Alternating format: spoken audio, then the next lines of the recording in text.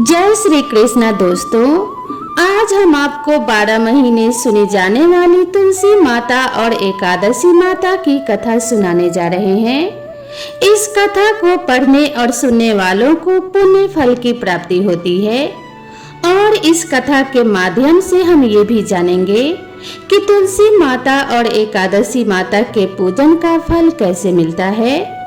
इसीलिए इस कहानी को पूरा अवश्य सुने, आधा अधूरा ना छोड़ें। आप सभी पर तुलसी माता और एकादशी माता की कृपा बनी रहे।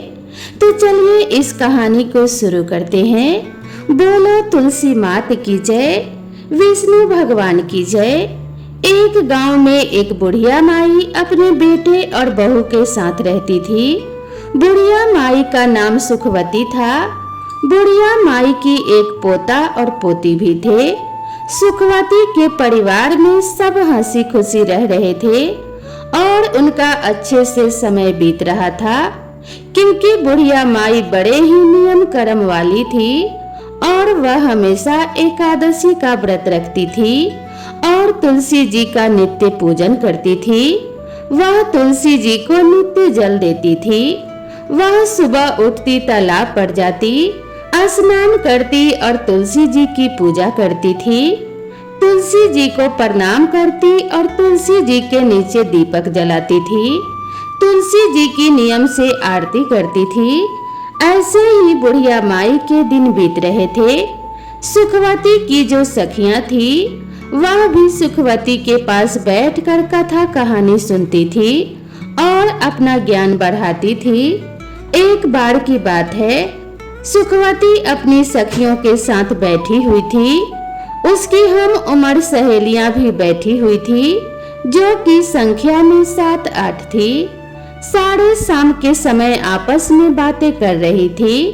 तब उनमें से एक बुढ़िया माई से कहने लगी कि सुखवती सखी, हम सोच रहे हैं कि क्यों ना हम लोग द्वारिकाधीश चलें। द्वारिकाधीश की यात्रा करने का बड़ा मन हो रहा है। तो उनमें जितनी भी औरतें बैठी थी, जो कि सुखवती की सखी थी, सब कहने लगी, अरे यह तो बहुत अच्छी बात है। हमें अपने जीवन में द्वारिकाधीश के दर्शन जरूर करने चाहिए। इसीलिए चलो अब की बार हम सभी द्वारिकाधीश चलते हैं। जब सब सखियां पूछने लगी कि बुढ़िया माई तुम भी बताओ, क्या तुम द्वारिकाधीश चलोगी? उन सखियों में से कुछ कम उम्र की भी थी, जो बुढ़िया को माई कहकर बुलाती थी। बुढ़िया माई का द्वारिकाधीश की यात्रा करने का बड़ा मन था। इसीलिए बुढ़िया माई कहने लगी, सखियों, पहले मैं अपने बेटे से पूछूंगी और तब मैं आप लोगों को बताऊंगी। बुढ़िया माई घर पर आ गई।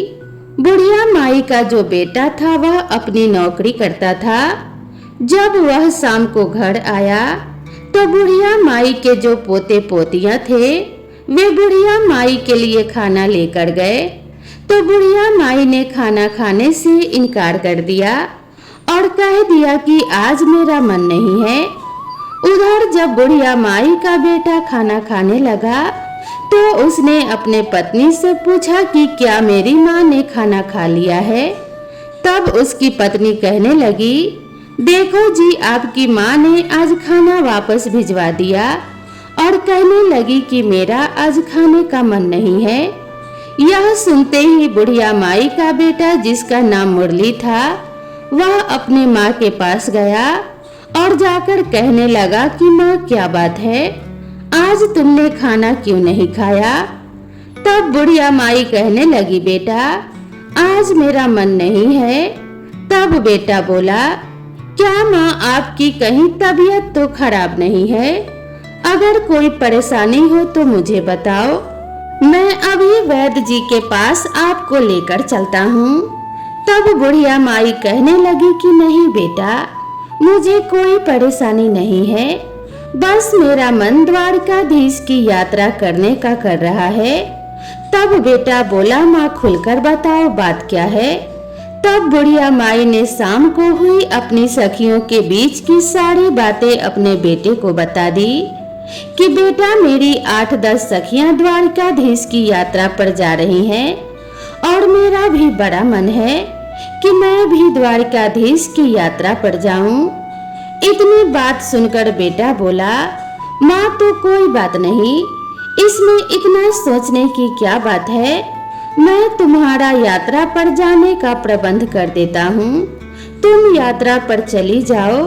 तो बुढ़िया माई बेटे के मुंह से यह बात सुनकर बड़ी खुश हो गई और वह अपने द्वारिकाधीश का ध्यान करने लगी और कहने लगी, बेटा पर एक मेरी चिंता और है। तब बेटा बोला, माँ बताओ क्या बात है। और माँ बोली, बेटा अगर मैं द्वारिकाधीश की यात्रा के लिए जाऊंगी तो कम से कम 4-5 दिन तो लग ही जाएंगे, और फिर उसके बाद मेरी आंगन में जो तुलसी रखी है उसे कौन सींचेगा, उसकी कौन पूजा पाठ करेगा और कौन उसकी आरती करेगा। तब बेटा बोला, माँ तुम बिल्कुल भी चिंता मत करो, वह सब तुम्हारी बहू कर लेगी, मैं उससे बोल दूंगा, वह तुम्हारी तुलसी जी की पूजा कर लेगी। अब बुढ़िया माई निश्चिंत हो गई और वह कहने लगी कि ठीक है बेटा। और अगली सुबह बुढ़िया माई द्वारिकाधीश जाने की तैयारी करने लगी। बुढ़िया का बेटा अपने पत्नी से बोला कि सुनो भाग्यवान, मेरी माँ द्वारिकाधीश की यात्रा पर जा रही है, इसीलिए मेरी माँ के लिए काजू बादाम के अच्छे से लड्डू बना दो ताकि रास्ते में मेरी माँ को कोई परेशानी न हो।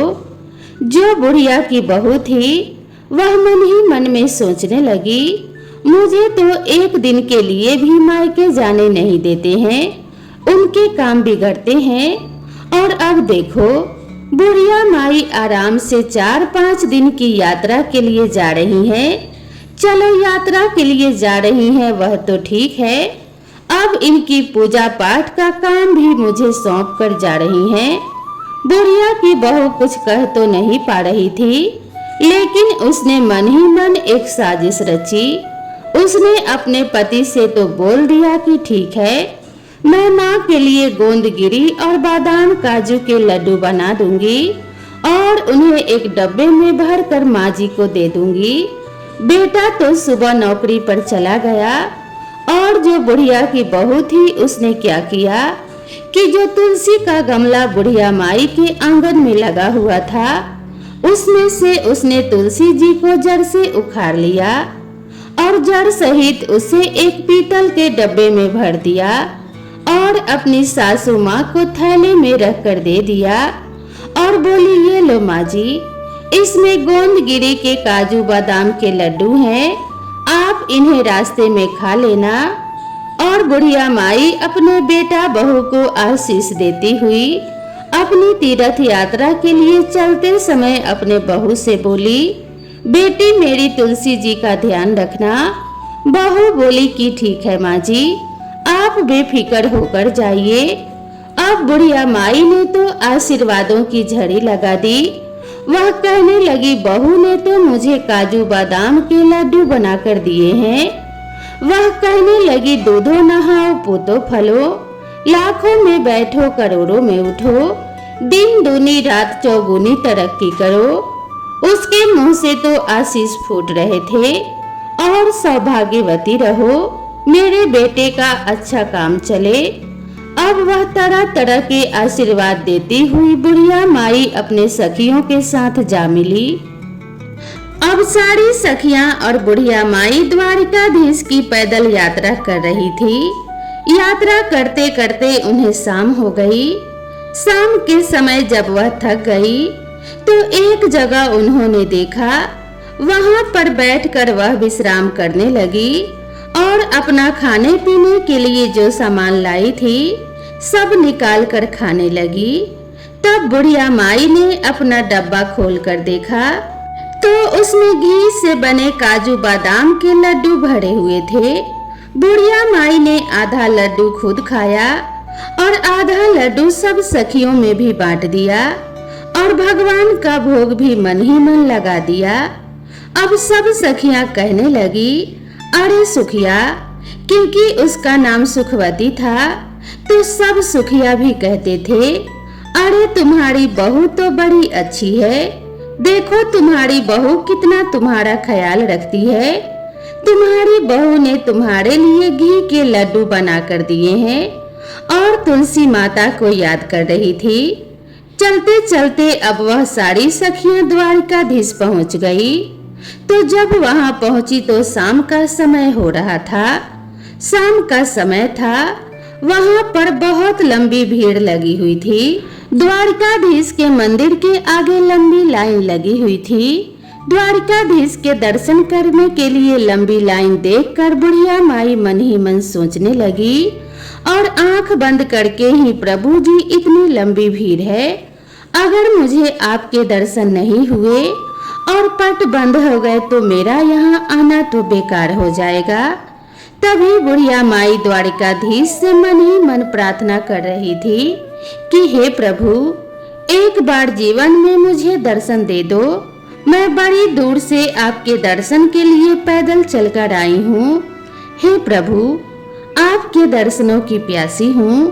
अब बुढ़िया माई की आंख खुली तो देखा, उसने एकदम से चमत्कार हो गया। वह तो लाइन में सबसे आगे खड़ी थी और द्वारिकाधीश जी सामने थे। बुढ़िया माई की तो हैरानी का ठिकाना नहीं रहा।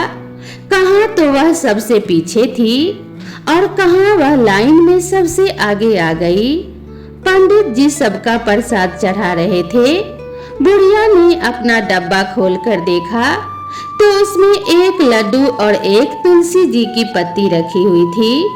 अब बुढ़िया माई वही लड्डू और तुलसी जी की पत्ती द्वारिकाधीश को चढ़ाने के लिए, यानी कि भोग लगाने के लिए पुजारी जी को दे देती है। फिर मन ही मन बुढ़िया माई सोचने लगी कि हे प्रभु, यहाँ तो एक से एक अमीर सेठ आए हुए हैं, महंगी से महंगी मिठाइयाँ लाए हुए हैं, लेकिन मेरी मिठाई का कहाँ नंबर आएगा जो द्वारिकाधीश मेरी मिठाई का भोग लगाएंगे।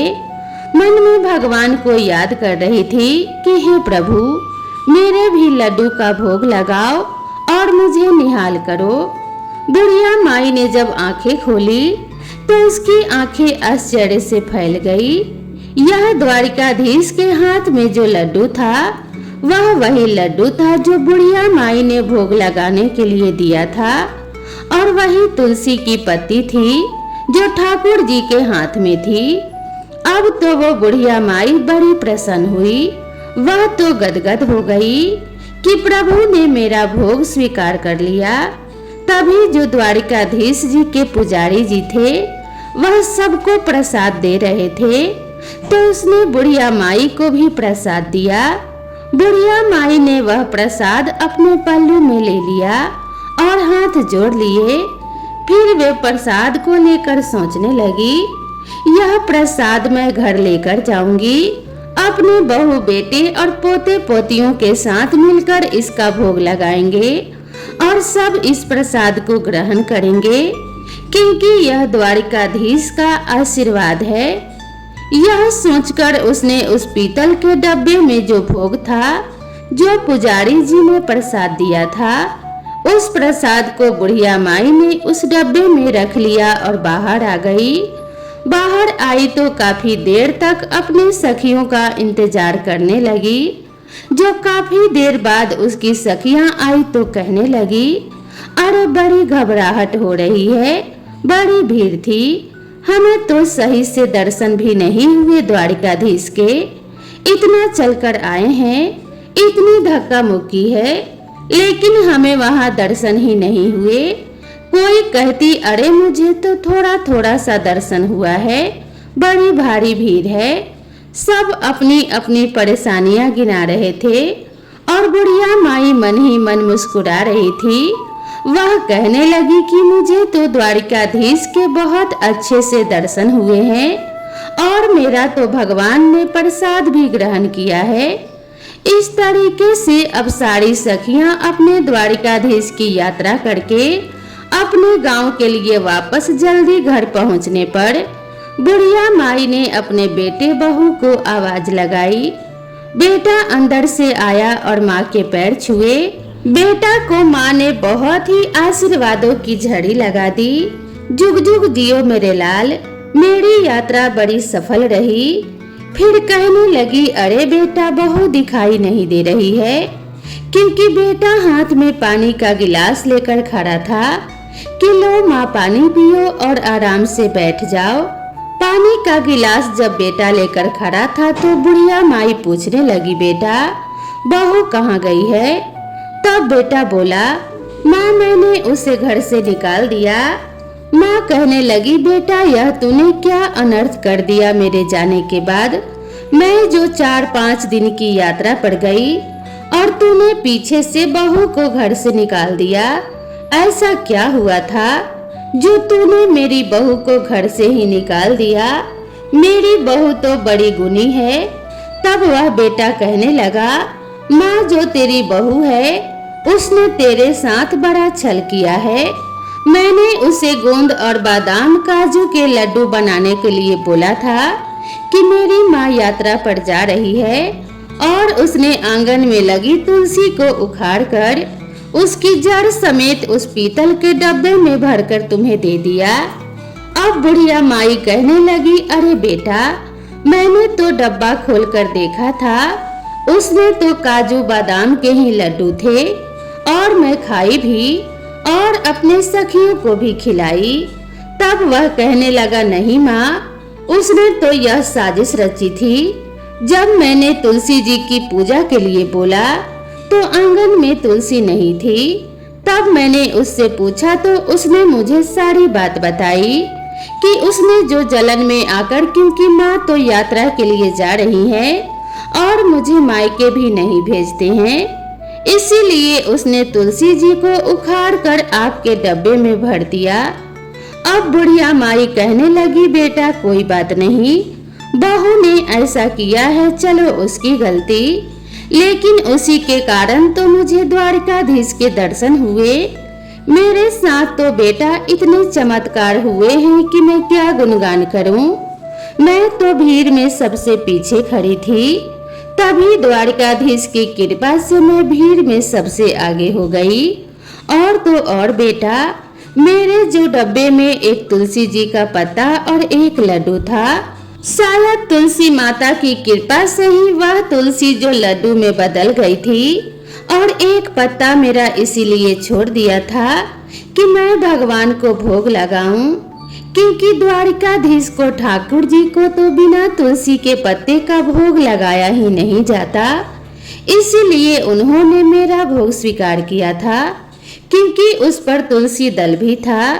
बेटा मेरी बहू ने चाहे कुछ भी किया, मुझे तो जो बहू की वजह से ही यह सब चमत्कार हुए हैं और ठाकुर जी के इतने अच्छे दर्शन हुए हैं। मैं तो द्वारकाधीश के दर्शन करके निहाल हो गई। बेटा तू अभी जा, बहू मायके में होगी, उसे लेकर आ। बेटा अपनी माँ की बात को क्या टालता। बेटा जो चल दिया अपने पत्नी को लाने उसके मायके से, और अपने पत्नी को लेकर आ गया। जब बहू मायके से घर आई तो अपनी सासू माँ के पैरों में पड़ गई और माफी मांगने लगी। तब बुढ़िया माई कहने लगी, अरे बहू, मैंने तो तुझे कब का माफ कर दिया, तेरी वजह से तो मुझे भगवान के दर्शन हुए हैं। अगर तू ऐसा ना करती तो पता नहीं मुझे भगवान के दर्शन होते भी या नहीं होते। मैंने तुझे माफ कर दिया, लेकिन हाँ, अगर तुझे माफी मांगनी है तो एकादशी माता और तुलसी माता से मांगो। बहू ने तुलसी माता से माफी मांग ली और फिर उनको याद आया, अरे मैं तो जो द्वारकाधीश से तुम्हारे लिए प्रसाद लेकर आई थी, याद भी कहाँ है। बच्चे आए थे खेलते हुए, कहने लगे दादी माँ आ गई, दादी माँ आ गई। दादी माँ यात्रा पर गई थी तो हमारे लिए क्या लेकर आई। दादी माँ बोली, अरे बच्चों, मैं सबके लिए वहाँ से द्वारकाधीश का प्रसाद लाई हूँ, सब थोड़ा थोड़ा मिल बांट कर खाएंगे। अब जैसे ही बुढ़िया माई ने अपने थैले में से वह पीतल का डब्बा निकाला और उसमें से वह प्रसाद निकालने लगी तो उसमें जो लड्डू था वह तो था नहीं, लेकिन डब्बा पूरा हीरे मोतियों से भरा हुआ था। यह देखकर बुढ़िया की बहू बेटे की आंखें भी आश्चर्य से फैल गई। वह कहने लगी, बेटा, इसमें तो मैंने लड्डू रखा था, पता नहीं कहां से इसमें इतना सारा हीरा मोती और सोना चांदी आ गया है। तब बेटा बहू कहने लगे, माँ जी, यह सब एकादशी और तुलसी माता की कृपा के कारण हुआ है। आपकी यात्रा सच्ची थी, आपकी भक्ति सच्ची है, इसीलिए उन्होंने आपको आपकी एकादशी और तुलसी माता की पूजा का फल दिया है। अब तो बहू बेटा माँ के कदमों में पड़ गए। माँ बोली, बेटा मुझे छोड़, तुलसी माता के कदमों में पड़ो। तो बेटा और बहू ने तुलसी माता से माफी मांगी, ठाकुर जी से माफी मांगी कि अनजाने में हमसे भूल हो गई, हमें माफ कर दो। अब तो बहू बेटा भी अपने माँ की तरह एकादशी का व्रत रखने लगे और तुलसी माता को सींचने लगे, तुलसी जी की पूजा करने लगे। इस तरह से अब उनके खुशी खुशी दिन बीतने लगे। अब बुढ़िया माई के पास इतना धन हो गया था तो उसने गांव में कई काम कराए, गरीबों की लड़कियों के विवाह करवाए। जैसे भी गांव में किसी गरीब को देखती जिसके बस में बेटी का विवाह करना नहीं था, उसने उसी धन को बेटियों के विवाह में, कुएं बावड़ी बनवाने में और बच्चों के स्कूल और अस्पताल बनवाने में लगाने लगी। जितना बुढ़िया माई उस धन को लगाती, उतना ही बुढ़िया माई के घर में धन और बढ़ता जाता। बुढ़िया माई जब तक जीवित रही, उसने तुलसी माँ की कभी भी पूजा नहीं छोड़ी, जीते जी एकादशी व्रत नहीं छोड़ा। हमेशा वह एकादशी व्रत किया करती। तुलसी सींचती बुढ़िया माई बचपन से ही तुलसी जी की पूजा करती आई थी और मरने के बाद भी तुलसी माता और एकादशी माता की कृपा से बुढ़िया माई को मोक्ष की प्राप्ति हुई। बहू बेटा के भी अच्छे दिन बीत रहे थे। वह भी अपनी बहू बेटों के साथ खुशी खुशी रह रहे थे। उनके बच्चों के विवाह हो गए, उनके साथ सुखी जीवन बिताने लगे। हे तुलसी माता, हे एकादशी माता, हे विष्णु भगवान, जैसी आपने बुढ़िया माई पर कृपा करी, वैसे ही यह कहानी जो सुन रहे हैं और सुना रहे हैं और इस कथा को जो भी पढ़ रहे हैं उन पे भी अपनी कृपा करना।